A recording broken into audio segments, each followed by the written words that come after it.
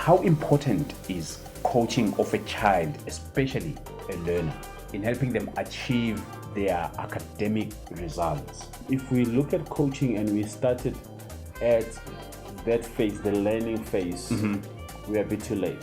Even the teachers will tell you to say, you know what, there is not much we can do. Within these difficult economic times, what we are more worried about, we are worried about bread and butter issues. Life coaching is we sit with you, we help you to achieve your goals. Right. If this coaching work together, then we've got a good plan. Right. Life coaching has become a profession, and yet over many years we did not know life coaching as a profession. It's not a new thing. I grew up being coached by my parents, by my uncles, but obviously it was not called coaching. That goes also for mentoring. Of late, we have seen it becoming a profession to the extent that a couple of years ago, there were just about 145,000 life coaches that were registered professionally as a profession, meaning that it's a very brand new profession. Now, other facts is that of people that are being coached and those that are not being coached, the ones that are being coached have been found to be more successful when it comes to achieving whatever it is that they set their minds to. I want us to talk about the importance of coaching, but specifically for the coaching of our children in schools, because it has become a profession, I think, because at home the coaching is not happening as it is supposed to happen. So I want us to talk about that, and also just about the importance of coaching in schools, maybe coaching in general. I'm not going to be alone in discussing this. I've brought a brother of mine, Desmond Nkosi, the host of Relating Relationships. He is a life coach and also a relationship coach. We're going to delve into this thing about coaching, but we're going to look into exactly what it means for one to have a coach, and what are the benefits of having a coach, and what are also the disadvantages of someone that does not have a coach. So without any further ado, Mr. Nkosi, welcome, sir. Thank you for having me, man. I'm very excited that you came here to join us today to discuss this thing about life coaching. Were you coached growing up? Not intentionally. Not intentionally, yeah. How do you know that you were coached? What is the one thing that would say, I think I was coached when this happened unintentionally? For me, I had one guy who stayed in the same community that we were in, who was a bit older than me. Okay. Right? Okay. Yeah, a bit older than me. All right. And yeah, so he took fond of me, and I spent most of my time in his place. Right. So, for example, when he was working at the time, I think I was in primary. Man. Right. I was in primary. Yeah. And I had access to his house. Okay. Right. Okay. So I spent a lot of time with him. Yeah. Even my love for jazz came from the fact that he loved jazz. Oh yeah. My love for R&B and certain specific musicians in that industry. Yeah, in those genres. Yes, was driven because I saw him love it, and you know, on Saturdays he will say, you know, I'll come early, then we clean the house and stuff, and we sit there, the house is clean, and then we play this record, and he allows me to choose. Yeah, sure. You know, that's one of. Okay. You know. All right. And I think it was unintentional coaching. Okay.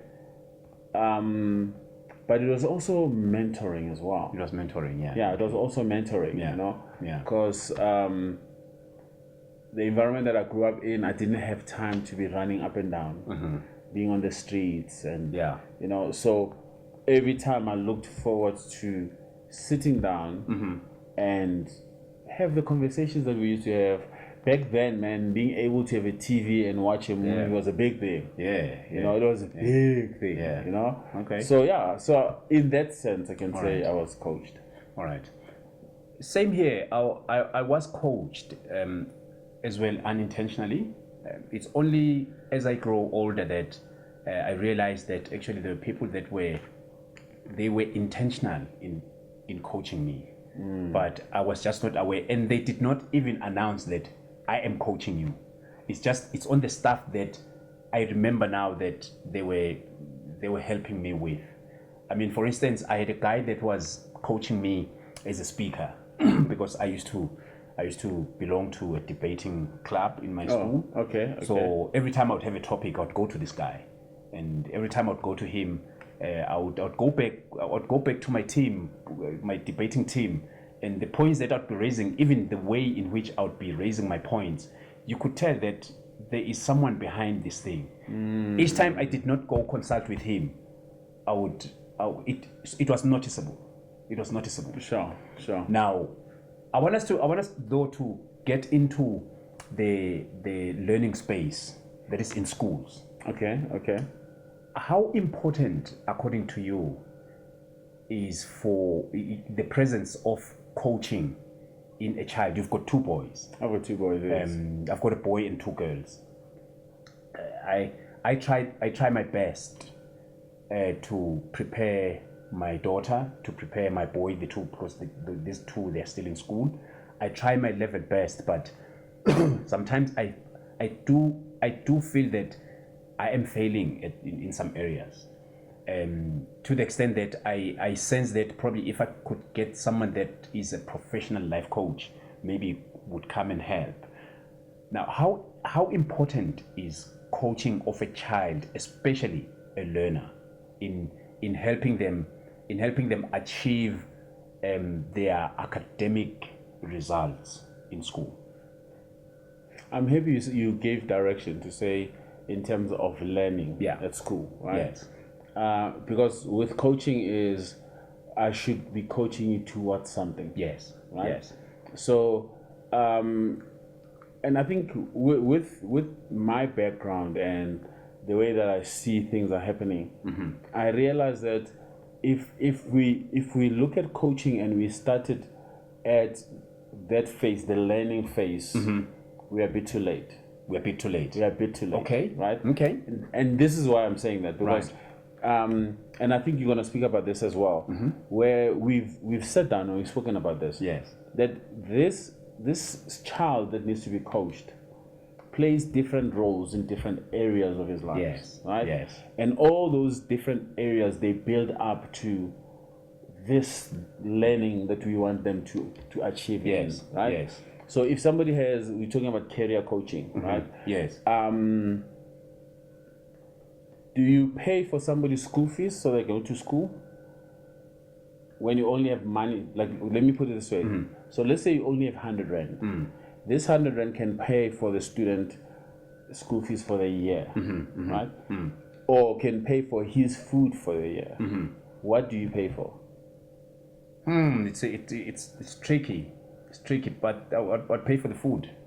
Why not the education? Well, if he goes to school hungry, then it's not.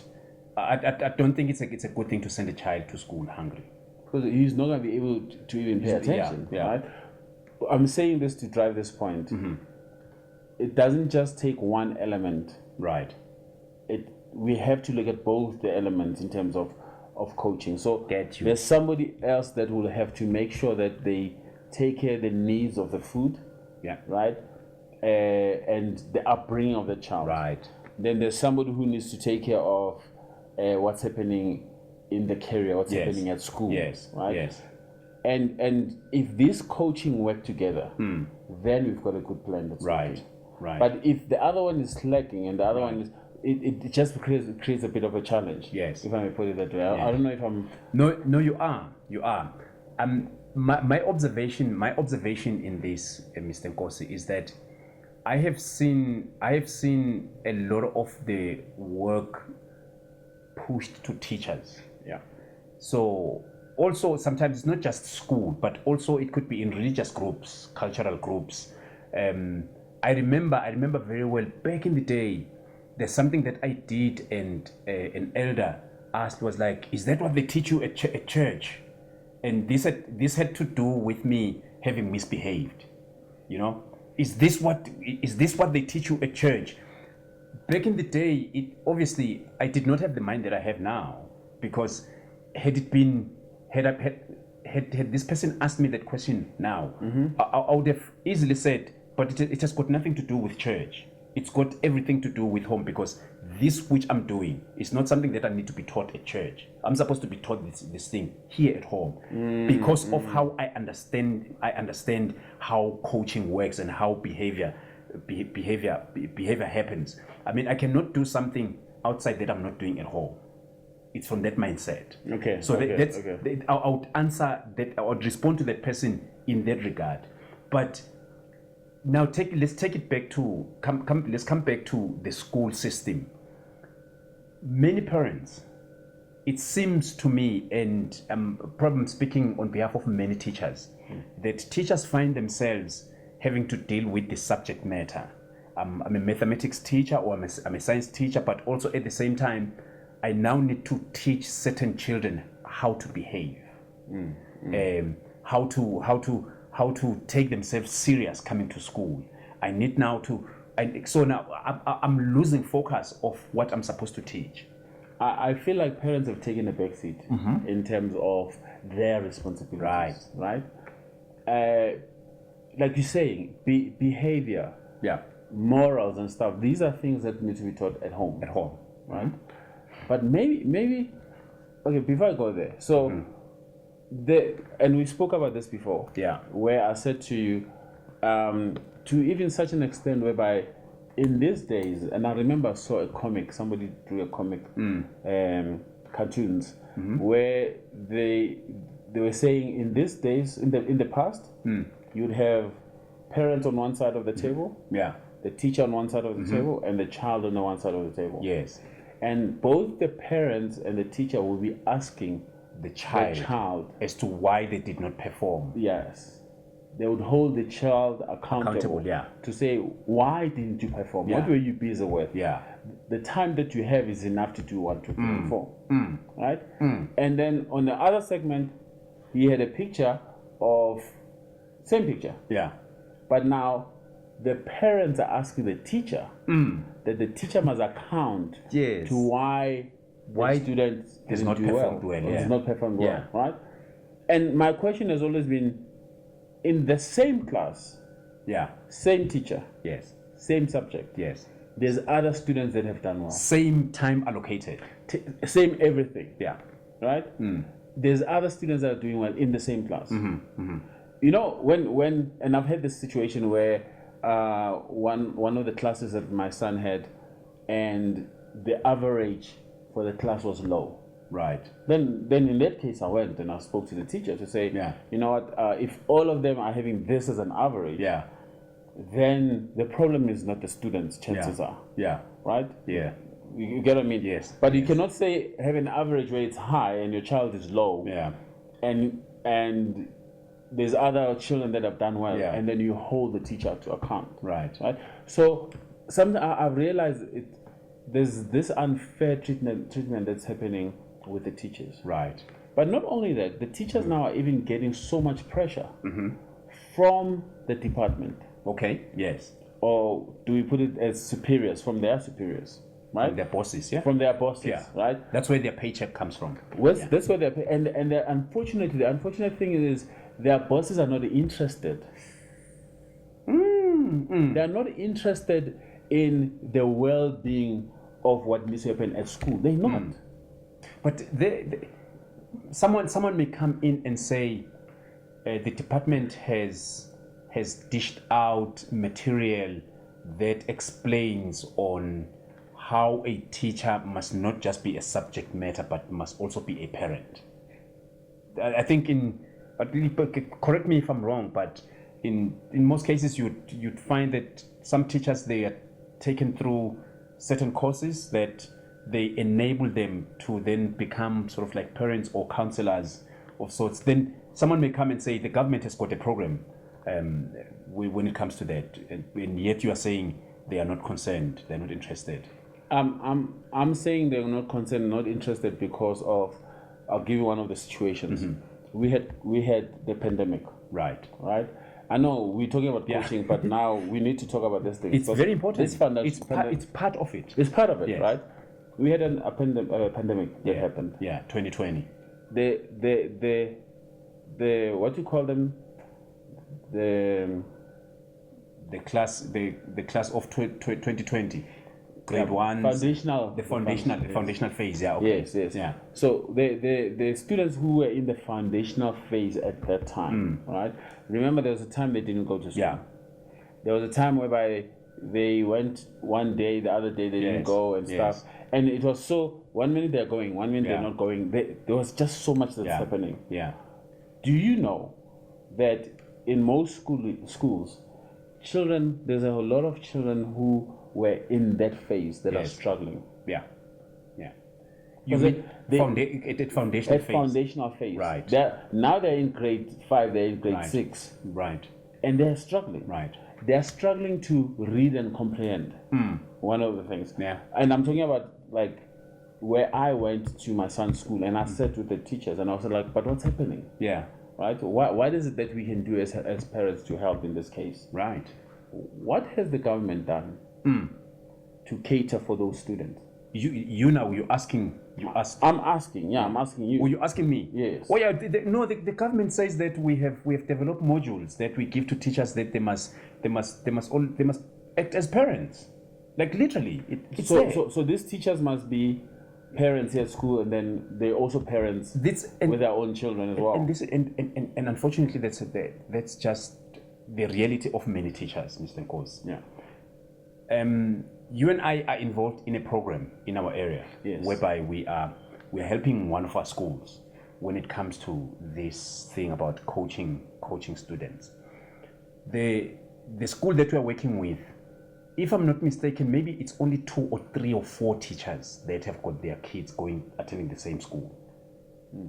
If they are.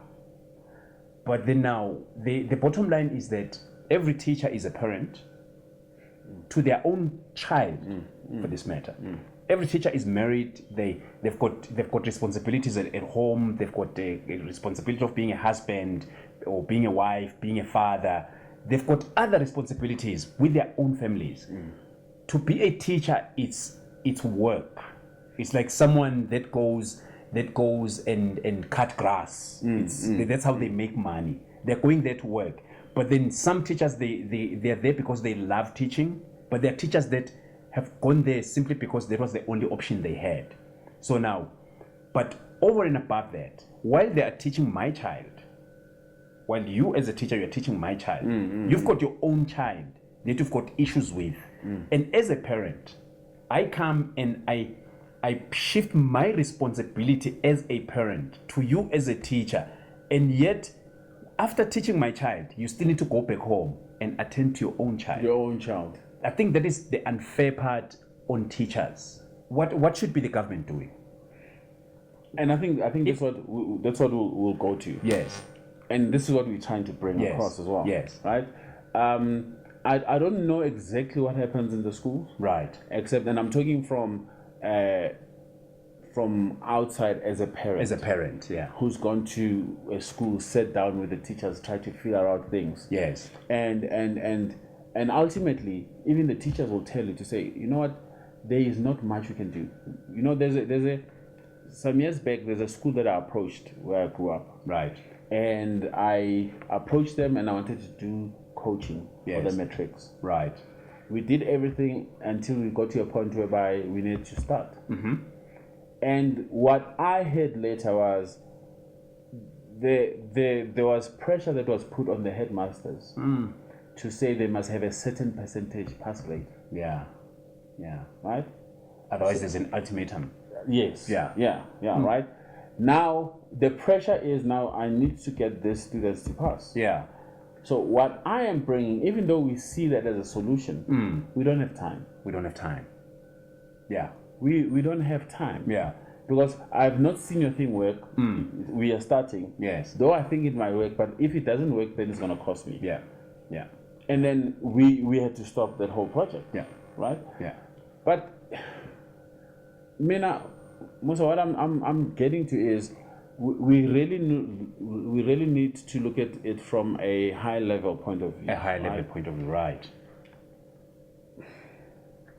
When I was in primary, yeah, my teacher still needed to teach me, yes, and parent me, yes, right? right. But I feel they were given the rights To or parent. the authority to parent. To parent, okay. Yes. Okay. I'm not sure if they still have that right. Right. Are you now talking in terms of when it comes to punishment? Discipline. Yeah, discipline, yeah. Yes. Yeah. Discipline. you can I cannot parent my children without discipline. Yeah, no. There's no way. No. Right? No. Our generation, we have ways of disciplining that don't include the hitting of the child. Yes. Right? Yes. There is naughty corners that we Yeah. Yeah. never worked for my children, Yeah. but we have all these things. Yeah. Do you know what your teacher can't even discipline your child by sending the child to a naughty corner? Because if that child comes home and tells mother or father that, you know what, my teacher put me at the naughty corner, and this is how I felt, and what, and that teacher's going to be in trouble. And the parents are boiling now, they're going to school. The parents are boiling and going to school. Yeah. Right? Yeah. So the teacher is in the wrong. The teacher is always in the wrong, unfortunately. And the parents as well. We're sorry, teachers. We are sorry. We are very. And I think even with all these things that are happening to support this whole structure of learning, teachers feel like they're still left out, right? Yes. And I think it becomes our duty as parents to say, how then do we support them? Yes. Yes. So I'm saying with you, when I was at school, your teacher was given permission to parent you. To parent me. Yeah. Yeah. When I came home and I said this and this and this happened, my parents, all right, will find out what happened and they'll emphasize the discipline. The discipline, yeah. So the teacher was right.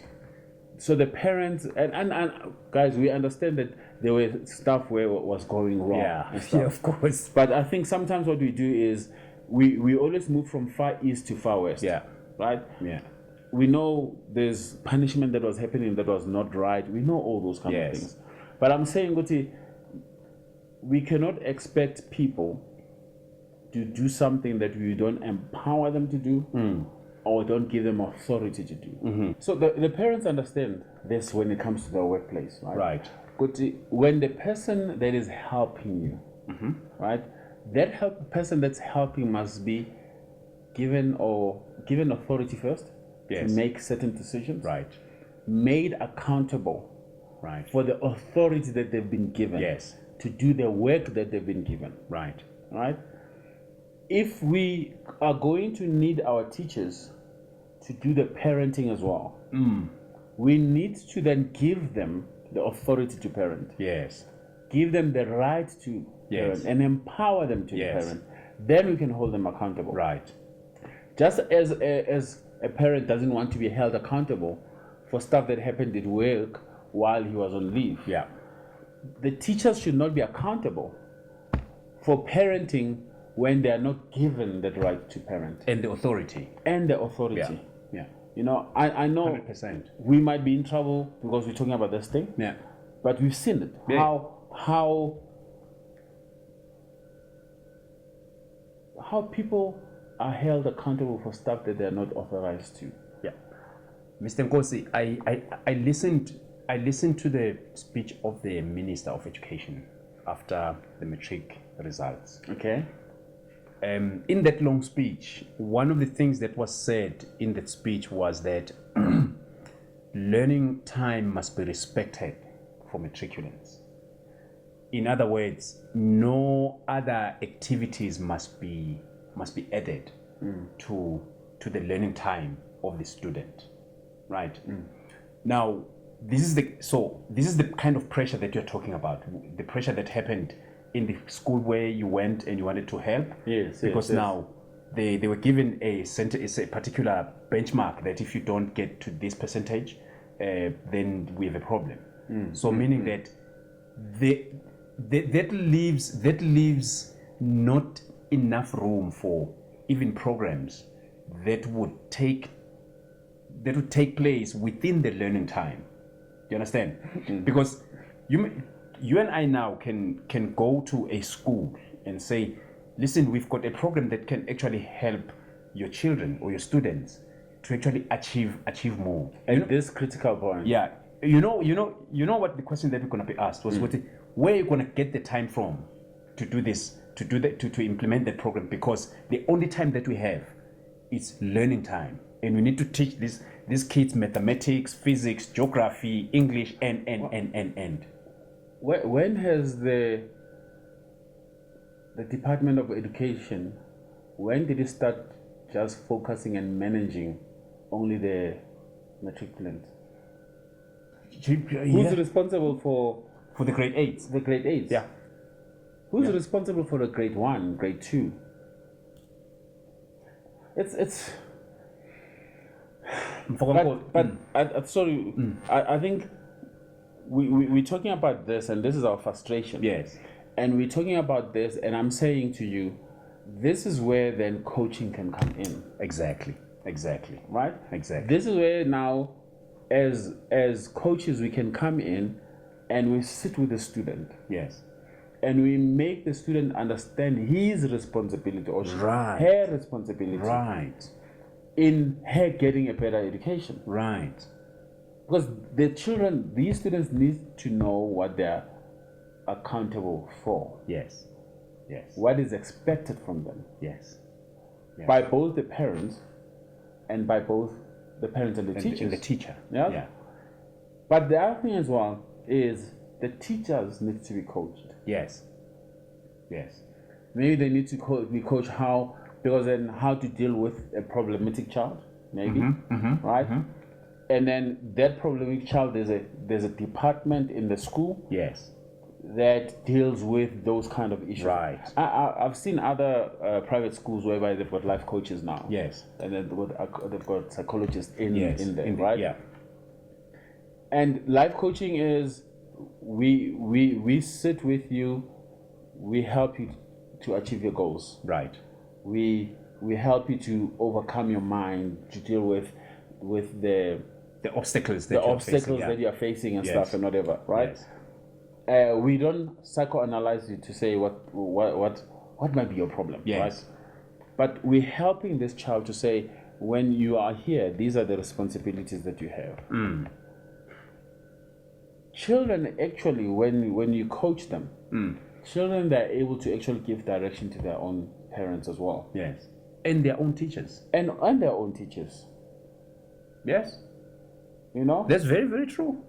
So, because when we talk about education, they're the main focus. Yes. We empower them, they'll be able to empower everybody around them. Yes. Because just in addition to that, the child is sent to school for development. The main purpose a child is sent to school is for development and getting them prepared for the world in which they will have to face outside of being supervised by a teacher. The next supervision that they will get is when they are at work and they are reporting to someone. But now they need to be thoroughly developed at the time when they are supposed to be developed, which is up until, in South Africa, it's up until they are 18, for up until high school, probably maybe another 3-4 years, 22, 23, they're at university, and then from there they're on their own. I'm saying that to say this. When it comes to, I think the thing that needs to be clear, Mr. Nkosi, I think there needs to be a balance between the relationship between the child and parent and the relationship between the child and teacher. You understand? But as it is right now, our parents, we are busy with bread and butter issues. Yeah. I mean, we need to make sure that the roof is paid, electricity is paid. When they come back from school, there is food they must eat. Those are the things that we're worried about. And within these difficult economic times, what we are more worried about, we are worried about bread and butter issues. Sometimes it's very possible, parents, not to be able to take care of your child, not because you don't want to, but simply because time is just not on your hands. Like, you are tired, and we understand that. We understand that. Now, this is why then most parents, they find themselves unintentionally at times. I must say, sometimes it's very unintentional that a parent will just shift the responsibility to the teacher, because the child, common sense is the child spends more time with the teacher. With the teacher, yeah. So therefore, the stuff that I'm not going to do, I'm not going to be able to do, the teacher will then see to it that it happens. Now, it's not just one child. Oh, yeah. It's not just one child. Yeah. 40 plus. 40 plus. So now, if it's a school of 100 kids, maybe let's say 80 of those kids, their parents are just, they're busy with bread and butter issues. They do not have time. Not that sometimes listen, parents, we're not saying that you do not want to coach your children. You want, but we understand that the bread and butter issues, the bills to be paid, they take a toll on you as a parent. Yeah. Now, it's very important then for a person like you, a life coach. For me as a person, I would be very happy if my child were to go to a school and there is a life coach. What the life coach is going to do, they help, like you said, they help the child understand the responsibility of the child within the school. But also, sometimes the child can forget his or her own responsibility at home. Because if we are to speak about the responsibility at home, I like speaking of values. I mean, of roles. Okay. To be a son and to be a daughter, it's a very powerful role. And if you do not know how to handle that role as a son or as a daughter, you cannot handle the role of being a CEO. If you fail at that role of being a son, Okay. if you become a son that is ungovernable, a daughter that is ungovernable, you cannot be in a position to give governance. If you refuse to be led as a child, you cannot then expect yourself to be a leader at some point. Now, the reason I'm saying that is that a coach then comes in to help the child understand that in order for you to be a good student, first, you need to be a good son. So maybe we need to ask questions. What type of a son or a daughter are you to your parents? This is where maybe we bring in the parent. But who are we asking? So first we need to find out from the child. Yes. And then obviously the findings there, maybe it's not a direct question, what type of a son are you? We need to find out somehow what type of a son this person is, because then the reason they are misbehaving at school, it's because of what is happening at home, which the teacher is not clued about. They may be clued, but also by mere fact that it's something that they are used to. There's nothing that they can do. And they just hoping that this child comes to school, they write their exams, they go to the next class to go and trouble the next teacher. They must just be off my hands. When the child has been coached, not just for school, because the life of the child is not just about school, right? The life of a child is not just about school. If it was just for the life of the school, it was just about their school life, then they may as well live with the teachers. Yeah. That's why we call it life coaching. Life coaching. So the relationship between the child and parent and parent and teacher, I think this is where we need to bring the balance, because we may not understand why this child is behaving a particular way in school, because we don't know what is happening at home. Because maybe this child, in the long run, they have even lost their sense of being a daughter or a son that comes with a responsibility. Because there's a responsibility of being a son and being a daughter. These are roles that are important. That is why we give our kids chores, because you're supposed to do this as my child. It's not punishment. So how how do you think then, Mr. Nkosi, this bridge can be bridged such that the relationship is not just with the teacher and the child, without knowing the kind of relationship or the activities of the relationships at home that affects the child at school? How does a life coach come in to actually help this situation so that learning can be enjoyed by both teacher and learner and also the parent? There's a part there that social workers play. Right. There's a part that they play, Right. which is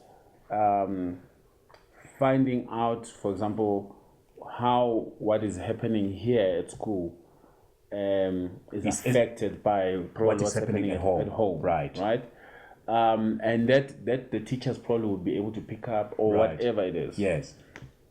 For me personally, the reason I love life coaching, for me, when I do a coaching session, I'm empowering the student, right, to be able to manage himself or herself, manage her emotions, manage all that's happening in his or her life, right? Whereby if the things that are happening at home, and that's why I was saying, Oti, if we studied just at school, we already have lost time. Yeah, we've lost it. Yeah, we need it needs to be across the board, right? But then if a social worker picks up that this child is being treated this way at home, right? What they usually do, and I stand for correction. Now I don't know the profession that well, but they remove the child from that area and they put him to a place that is safe. Yes. Right? Yeah. But that child is still damaged. Wounded. Yeah. Right? Wounded, yeah. He's still wounded. Yeah. So just moved areas, and we're hoping this environment that we've moved them in would probably help him. But if you empower the child so that if the things at home don't change, how does the child deal with that? Yes. And be able to still be able to do what he needs to do for him to get his education. Right. So life coaching is we're helping the person that has all these environments that are working against or for him to be able to now manage those for themselves. Because I get it. The parents already they've established their lives. Yeah. The teacher has established his or her life. Yes. This child is still wants to establish, and it's between the parent and the teacher. And it's the child that gets stuck. Yeah. I'm following. You get what I mean? Yeah.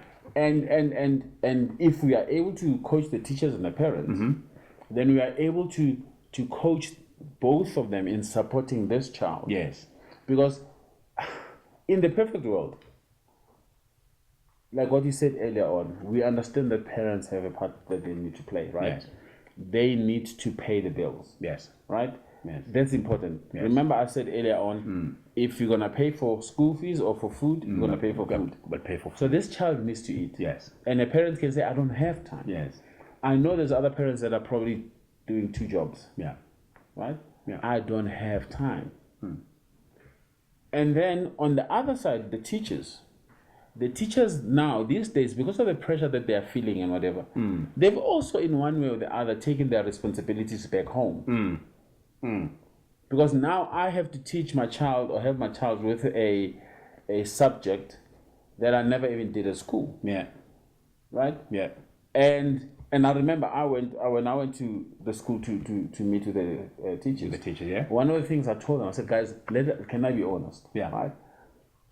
There's a reason why I didn't take the profession of teaching. Sure. There's a reason for it. And you fit being a teacher for the person that I've known. The person that you are. You can be a great teacher. Yeah, not primary school. High school, maybe. Okay. Yeah. I want to teach people who know why they're here. Oh, okay. Yeah. All right. That's why. But anyway, that's why I coach. Okay. Right? Yeah. So, but I'm just saying now that if then the parent and and the parent and the teacher have that working together to say, Mina, when you are at school, I've taught you to work with the parent that you have at school. Yes. And the parent that you have at school, you treat them this way, 1, Yes. 2, 3, and 4, right? Yes. And the parent that is at school knows the authority that has been given. Given, yeah. Right? Yeah. The responsibility and the authority that is given. Right. So then she's able to fully parent this child when it's at school. Right? Then when we were at school, if you were making noise for other children, Yeah. you were dealt with. You're dealt with, yeah. Tomorrow you knew you must not, right? Yeah. But I remember with me, the worst thing that you wanted was for your parents to know what happened at school. In terms of your behavior, you had to conceal it by all costs. By all costs. All costs, yeah. Right? Because you knew you'll be held accountable. Yes. At home. So we have children now that don't want to be accountable for anything. For anything. They always want an easier way out. Yeah. If things don't go their ways, unfortunately, it gets to a point whereby we hear the children, we're losing children. Because no one is teaching them accountability. No one is holding them accountable. But in a perfect world, when I was at school, I knew that my teacher should not communicate with my parents about behavior. So I made sure that my behavior was in check. Yes. At school, yes, and at home. Yes. I knew what my responsibilities were at school and at home. My teachers knew that if I misbehaved, even if they don't give me a hiding, yes, right? Because that's the thing that we're fighting about, right? Yeah. The discipline and corporal discipline and whatever. We're not gonna go there. So if I misbehaved, everyone knew what misbehaving looked like. Of course. Everybody knew. Yeah.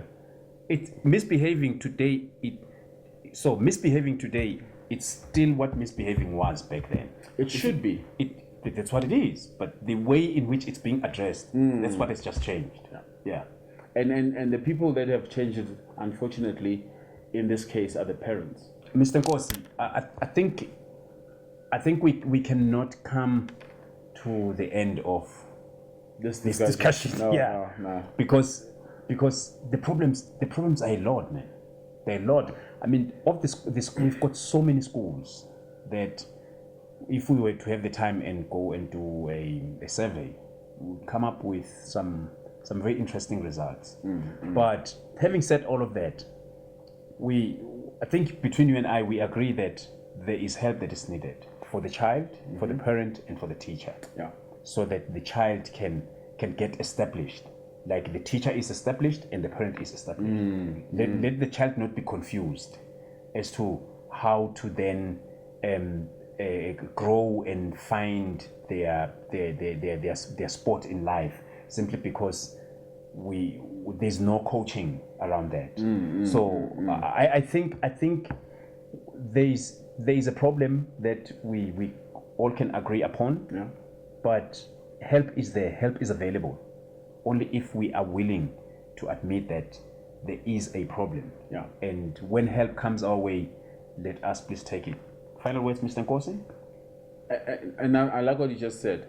When help is available, can we take it? Yes. Right? And that's what we're saying. We're saying there is help.